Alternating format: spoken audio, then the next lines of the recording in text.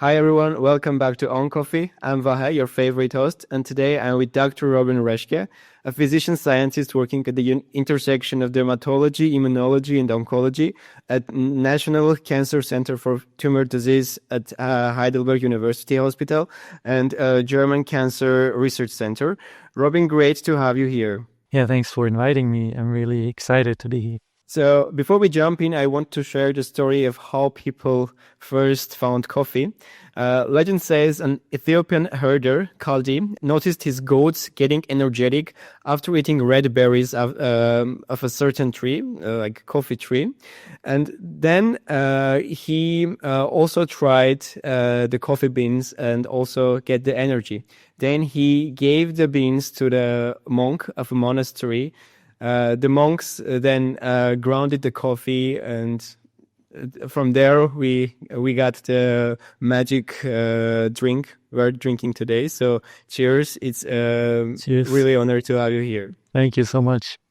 Robin, do you have any keep me awake rituals with coffee before clinic or experiment days? Gotcha. To be honest, just being honest with you, I drink not massively much coffee, one coffee a day. So my girlfriend, she's a dentist, so I try to keep my teeth quite white, and so I also drink coffee with milk, and I'm not that hardcore in that sense, but yeah, that's it pretty much. Still, that's good, and we need our daily caffeine to keep us moving. Otherwise, I can't imagine my life without coffee. I will just like dead sleep every Okay, I time. get it. Robin, what first pulled you toward immunotherapy? A patient, a paper, a result that wouldn't leave your head, or something else? It's a good question. So when I started in the clinic back like 7 years ago, after med school, first you start in the ward and you do a lot of clinical work, right? But I wanted to do research from the get-go, so I pretty much approached every senior doctor that was around me and asked for projects. And but then later on, I realized, okay, immunotherapy and the whole, tumor immunology field is the thing that interests me most, because then we can really explore what also the immune system does for us, right? And how does it really, it's your own cells already that are within the body that fight off cancer, and we just need to give them a little bit of help and enhance them during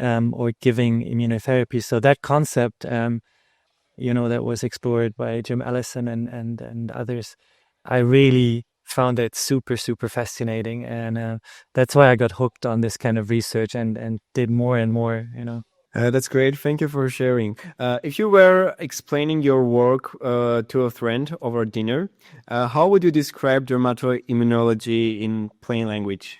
Yeah, it's not too easy, to be honest. I mean, as I said before, so it's all about cells that you have within your body that are kind of there from birth or then later trained, that fight off, enemies of the body, let's say bacteria, viruses, or even cancerous cells.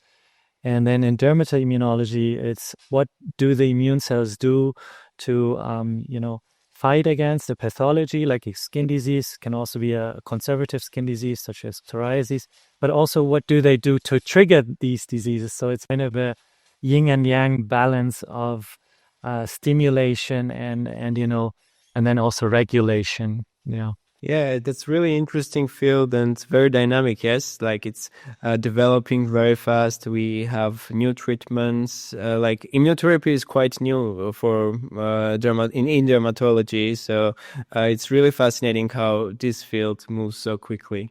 Robin, could you take me back to the research on the site days? How did you actually juggle clinical hours and experiments together? Yeah, good question. I mean, in the beginning, for me, it was basically I didn't have protected time, so I just did clinic all day, and then in the evenings late, I read papers or I even did experiments, and then on the weekends as well. So just to get my foot into the research world, I had to do, a lot of extra hours, especially in the start, but even in my postdoc, I continued to work during the weekends. I don't know if that's the best example to set, but for me, to me, it was, an opportunity. And I really wanted not to only do clinical work, which I also like to see patients and treat patients and see that they get better actually, but also I wanted to do research. And I found it always super fascinating that people have this, double life doing both. And in the beginning, I didn't have easy access to it. So I did everything to, enter this world and become part of it. Yeah, I can imagine it's quite difficult to do both together, clinic and research, because like people are dedicating their whole career to only one field. Correct. But there are people like you who are doing it on a daily basis, and it's really hard. And sometimes people just forget about their personal lives and stop taking care of themselves. So, It's but true. I don't think that should be the case. We also need to take care of ourselves. That is very true. Yeah, I agree. Robin, what changed for you during your postdoc in the United States? Like skills, mindset, confidence? Let's say, I mean, confidence dropped in the beginning, so that's a funny thing. At first, I would say, since I entered a world of very brilliant minds in a group of Thomas Gajewski, who is also like world famous PI in melanoma immunotherapy, and then I realized I entered the group as a postdoc, but I'm far behind in terms of experimental skills, knowledge, when I was comparing myself to the rest of the group, right? So confidence dropped in the beginning, and I've almost had like strong imposter syndrome. But then the whole postdoctoral time for me was really critical for the trajectory now, because I wanted to be as good as everybody else, so I put in a lot of extra work, and I got the trust of Tom, right? Like he let me handle my own projects, and so he trusted me with his with his ideas and money. So I really wanted to deliver, and then I worked really really hard, and it all paid off. I mean. I published well. I had a few cool, very interesting findings that we now also work with in my future projects, and build on them. And also, what I learned, I think, is later on how to really.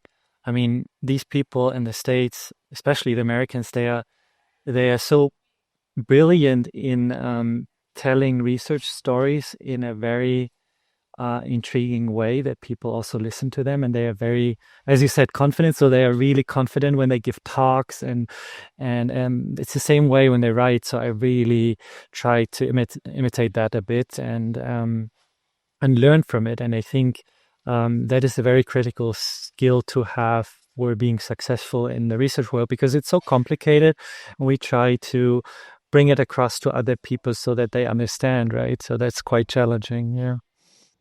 Yeah, I can tell, but I think confidence comes over time, especially when you are among smart people. My story is like I always think, "Oh God, how stupid I am," but I think most of the times we are underestimating our capabilities and our knowledge. We just need time to get over it, to get used to that, and I'm sure if we can give ourselves times, we will do good or great things. So I hope it will be also for you, and you will get more confident over time. I mean, it got better, right? So now I'm in more like, since I have my own research lab, I also have to take on more responsibility and also grow into that role, right? Because the more challenges there are, the more growth also. So now I don't have a problem anymore in a research setting to defend my hypothesis and stuff like that. But in the beginning, I I just saw the Americans being so far ahead because they start so early in the lab, right? They do a lot of lab work in undergrad and then grad school. And I did a few exchanges in the beginning in my med school, but that was all self-organized. Like I did in vitro cultures with trophoblasts, and then I did, systems medicine, bioinformatics work on cytokines and stuff like that. But they put in so many hours before I even, came into that arena. So it was hard to catch up. But I think I just worked a little bit harder and then kind of, came closer to their level. Yeah. Yeah, hard work pays off always. Yeah. Robin, you mentioned about your mentors. Who are the mentors you still hear in your head, and Yeah. what did they do that really helped you? I mean, I must say Tom Gajewski is like the main person for me in terms of, being an idol or like a mentor in the sense that he's a brilliant, physician and scientist. And he's not only like a trialist scientist, he's really like a basic slash translational, but really basic scientist. So I think for me, that was just very inspiring that that's possible and that people can achieve that over a long time and also keep that, competitiveness over a very long time. And that for me, was inspiring, and I still keep in contact and I try to, get his opinion on things. Which is super valuable to me to have this opportunity. And then I was lucky enough to also meet a few other mentors along the way in Germany, to name a few. Jessica Hassel, who's really, my clinical a mentor, but also translational science mentor. She's very much into melanoma. And then, Dirk Jäger, Stefan Fröhling, Stefan Pfister, all very intelligent clinician scientists in the DKFC or NCT Heidelberg, that, I can sometimes ask questions and they take the time to help me out if there's problems. So that's very, very helpful. Yeah, that's really important. Yeah. For me, it's the same story as with the research. So it wasn't always like that I found a good mentor and that there was a relationship. You also have to be patient. If you don't find a person or a couple of person that match with you from the start, right? Because in the beginning, a lot of people were the opposite, right? They said I had this dream of, achieving this and that, getting a fellowship abroad or getting my own lab. And they just said, no, you cannot do it. There's no chance in hell you will achieve that, right? So that is the opposite of mentoring. And you have to kind of navigate that because you don't find the perfect match from the start, or you're super lucky.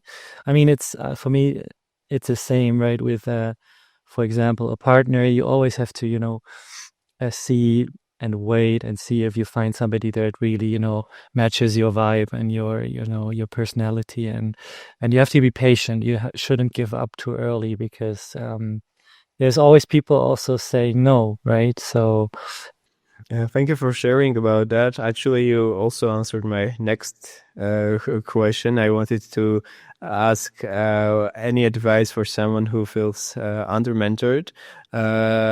If you got anything else to say about that. Yeah, I mean, I think people always say mentorship is so important, right? But it's true. I mean, because if you find somebody that really is interested in you as a person and your growth, then you can also learn from their mistakes, right? And you wouldn't have to go through everything again and again.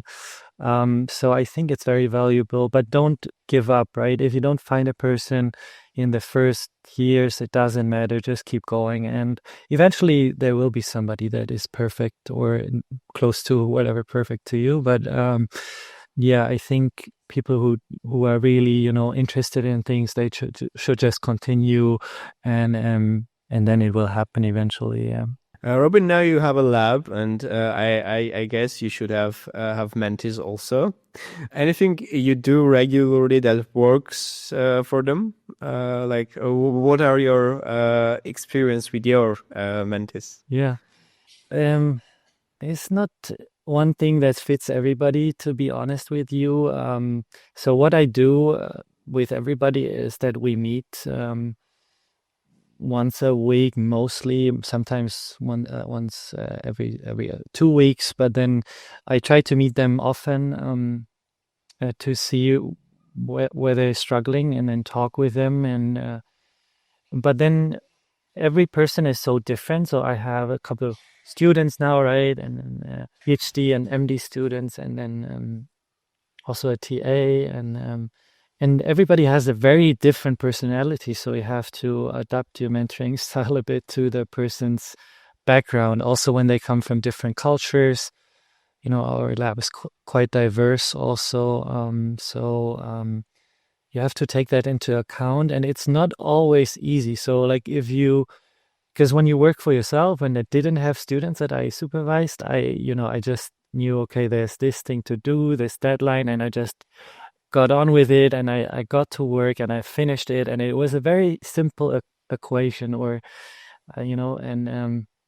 and I could, you can always, what yourself doing, you trust yourself, so there's no surprises. But then if you then all of a sudden become, a junior PI, then your success depends on other people, and they basically do the experiments for you. I'm like rarely doing an experiment nowadays. And then you have to achieve a group dynamic, and that also with very different people that got mixed together just by you selecting them in an interview phase. And it doesn't mean that they, work well in a group. I try to, interview them in the sense that I, really emphasize how important it is that we function as a team. But you never know. And then, so that's a steep learning curve for me too, to be a good mentor. And I try to take into account the individuality of the people. And I try to be there. That's the most important thing, I think. Even though I have a lot of, already a lot of things going on with clinic. And then today I'm in Paris because I'm lucky enough that I got invited as part of the delegation of the DKFC that is visiting Gustave Roussy. So it's an event from Gustave Roussy. They call it Gustave Roussy Invites Friends, and they have invited Vio last year from Barcelona, this year Heidelberg DKFZ, and there's a couple of PIs and junior PIs, and they have talks. So there's these very intriguing, super exciting things happening, and obviously I take part, and I'm very humbled to be here. At the same time, you're not there in the lab then, right? So it's always, you have to find a mix of presenting your research somewhere else, but also be back home and then be approachable, and I try to handle both here. That's great, and it's really fascinating how you are managing all of this. And I really like your approach that you are showing unique approach to every one of your mentees and trying to make them to work as a group. It's really fascinating, and at the same time, it's really hard. And you're doing a great job. Yeah, it's not easy. I mean, also time, I think, is important. So the longer we work together, the better it goes. Obviously, next week we go bowling together, for example, or in summer we play paddle as teams, and so we try to do stuff together to get to know each other on a personal level, and then also, be interested in each other's projects and help each other out. I think that's key for our success. And usually, a person comes into the lab and they just want to, maximize their own output, but I think you can be exponentially successful if you help each other, right? Because then we have, instead of one project, you have 5, 6 projects that might be very interesting. So I think for each and every person in the group, when they become a functioning team, like a soccer team that works well together, then they're unstoppable, right? That's great. Robin, oncology career, it's very dynamic. It has its own peaks and downs. Could you please tell me about a tough setback? I don't know, grant paper experiment, and what got you through the next 24 hours? Yeah. Yeah, I mean, I had many setbacks, being honest with you, and I'm also sharing that with my mentees that there is this constant experience of failure and also vulnerability and doubting, so that's part of research. I've now accepted that. And examples, let's think, there's many examples, but like what I said before, so when I wanted to go to the US for the German Research Foundation funds these fellowships, and I wanted to have one, um, and looked for fitting labs, and people back in my clinic, they said, yeah, we don't know anybody, there's no chance, and when you come back, you won't have your own group there. It's impossible, right? Stuff like that. Or when I did my first internships in med school or in a clinic with the nurses, they were saying, "Why do you study medicine? It's so hard work. We're not happy here. Why don't you do something else with your lives?" Or obviously grants. I mean, I have already experienced many rejections in the grant and also publication setting. Um, and then also coming back from the States, it was quite hard for me to settle back in to the clinic, and I had to switch, the location because it didn't fit on both ends. So there's many things I experienced, and I try to look forward, right? So I take it in, I'm obviously I'm a human. I'm sad for a moment, and then or a couple of days, weeks, and then try to look forward and try to. Usually, what happens to me is that I see other opportunities opening up in the same time. So I try to, focus on the good things, and then looking back, the bad things always led to something else that was new and even better. So yeah.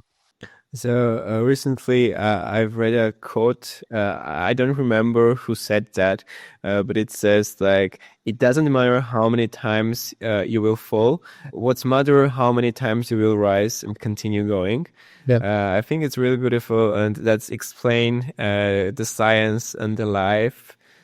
So we doesn't necessarily have to always do great or always succeed, but sometimes there are failures, and we have to learn how to learn something new from that, learn how to use that in the future. So they're part of our life, and we can do nothing. It's true. I mean, it's life, or even outside of research is very random, right? So like, universe is chaos basically. So there's ups and downs, and you cannot do anything about it. But you have to keep your mentality, as you said. Like you have to have a good philosophy, a good way of looking at things, and don't get depressed, right? Because life goes on and it's short enough. So yeah, I think that's what I learned from all these failures, right? And I think that's important for younger people, even younger than me, to realize that it doesn't mean that they are bad people or bad researchers, right? So they just should believe in themselves no matter what. There's always people saying no. There's always people saying your idea isn't great. It's the typical things. It's not novel enough, but then you haven't done enough preliminary work. It's sometimes contradictory even, but you have to believe in yourself and just keep going. Yeah, absolutely. Thank you for sharing that. Robin, let's go from your career a bit to your free time lifestyle. You played competitive tennis. Now it's a paddle. You are also doing surfing and skiing. What did sport teach you that shows up in your work today? Yeah, I mean, sport for me is very important. Or sports, when I do sports, I become more creative, I would say. So that's one part of it. Also, research for me is the creative part of my work. The clinics is more like routine, still interesting to interact with people and super rewarding, but it's more SOP based work, right? So, but then research is quite creative, and then also sports. So you can really go with the flow of your mind, which is a super cool feeling, right? If you're just in the flow of the moment and you're just in the moment and you don't think about anything else. So I think these are the key moments when something really productive is happening. It can be in sports or it can be in research. But yeah, that's what I really enjoy about sports. It doesn't really matter, like surfing, is just genius because you feel like you're flying, and then skiing is similar, and then tennis. I did so much as a kid because I was quite talented, so I had a good easy access to it. And then I realized there's other talented people in the world, and that you have to work really hard to be a bit better than them. And tennis is a very mental sport because you play one against one. So it's also warfare on a mental level kind of thing. But I really enjoyed that. And it was long, matches over like a couple of hours, 3 sets, and then maybe even sometimes 3 hours, 4 hours matches in the sun, and there was a lot of obstacles you can overcome as a person there. And that teaches you a lot. I think competitive sports is kind of predestining you for the hard road of med school and for research and for all these, not easy things that can be highly rewarding, but you have to work for them. Yeah. Yeah, I think sports teaches motivation and discipline and ability to never give up, to go to the finish line. Yes. And I really agree with you when you said like when you are doing sport, you're focusing only on that. It's really helps you to concentrate because while doing sports, you are focusing on the movements. I don't know, on the muscles, and later it really helps you to concentrate easily on other things. Yeah. So that's really nice how everything are connected, and how something like that seems not connected to another thing, in this case sport and I don't know, or research, but they are connected in some ways. Yeah, so. nowadays it's so easy to get distracted by everything, right? You have all your, social media, and then Yeah. all this internet stuff going on. Your phone is basically a computer in your pocket, and you have like messages coming in constantly. It's really hard to keep a focus. And in sports, sometimes, not always, but sometimes there's the moment that you just feel like everything goes like naturally, right? And you move naturally, and then for tennis, for example, you hit a few super cool balls that are like just on the line, and it's all functioning super well. And this feeling is very, very cool. Yeah. Yeah, absolutely. Robin, when life gets loud, what brings you back to what matters? I don't know, family, friends, nature. Yeah. Yeah, for me, I would say it's a combination. I mean, all that you said, obviously important. I mean, family, without my family and without my girlfriend and my close friends, there's many points in my life where I would have maybe said, okay, I stop this and I do something else, which is easier. And but then they always support me, and they believe in me. So that is very reassuring. And then nature for me is quite special too. I mentioned surfing, for example. Like being out in the ocean is for me is like an incredible feeling, because you feel so connected to the nature, and the ocean. The water is such a force of nature, and being part of it, and like kind of not going against it but with it, and it's just very, very cool feeling. And when I travel, which I tended to do a lot before even going into med school, I traveled quite a bit through the world, and used all my savings basically from side jobs. And what I liked the most was the nature, right? Because when you go into cities, it's always quite similar. Cities look similarly. They can be nice, obviously, nice architecture, parks or whatever, rivers. But then mostly what is fascinating in new countries is the nature and the different styles of vegetation and even animals and trees, and like, to me that is very nice. And funny thing, I had one fortune teller telling me, like, in New Orleans, we went to a fortune teller, and she said, you get your inner peace from the ocean, right? So sadly, I live in Germany, so I'm not very close to the ocean or to big parts of it. But I try to go as much as I can, and it really calms me down. Yeah, and then to get away from stress, sports one, and then two, I do meditation. So try to do that as often as I can. That's great.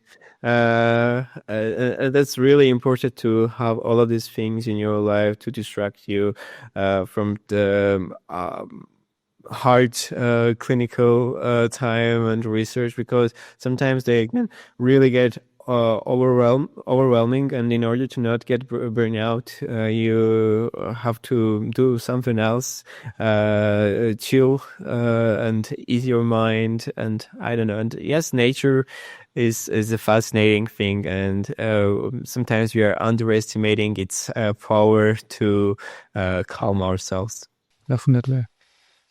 Yeah, I mean, we live in cities usually, so sometimes there's not even a green close by or something. So then then you have to reconnect sometimes, even going barefoot in the sand and on the beach, right? Or even in the grass in a park, like it kind of gives you more perspective on things. Very, very, like, very in a natural way, and without, like, it just happens, and then you feel better automatically. Yeah. Yeah, I couldn't agree more.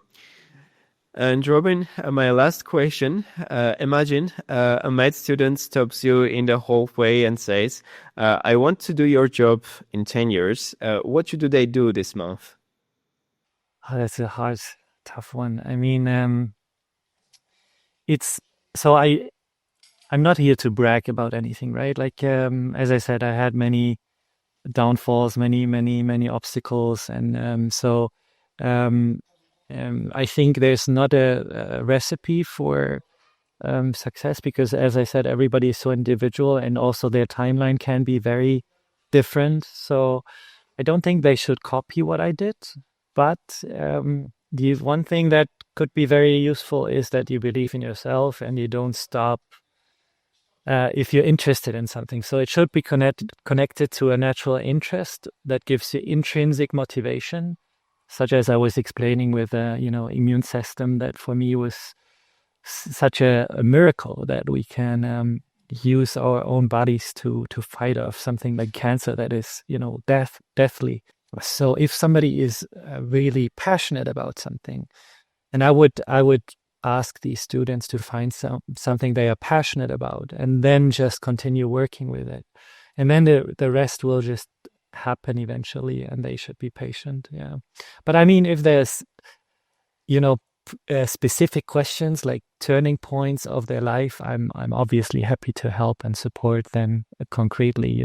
Robin, thank you so much. It was really a nice, fun, and really good conversation with you. Thank you for finding time to join me in your busy schedule in a hotel reception. No, it's perfect. I really like talking to you too. It was a very nice opportunity to share thoughts, and I think you have a good format going here. Yeah, thank you. Yeah, thank you so much. Thank you for that.